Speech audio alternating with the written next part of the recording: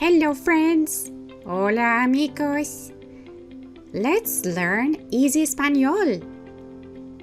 Did you know that if you know how to read, you can learn faster?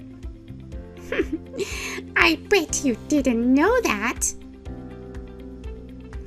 In Spanish, we usually read what we write. So, let's see some rules.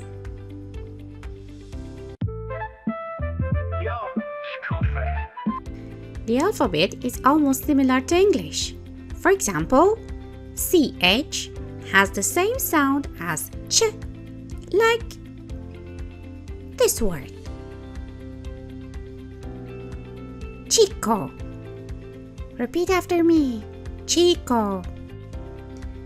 There is one unique alphabet which you have heard as a Spanish N, or as we call it, Ñ, as in España. It is like España.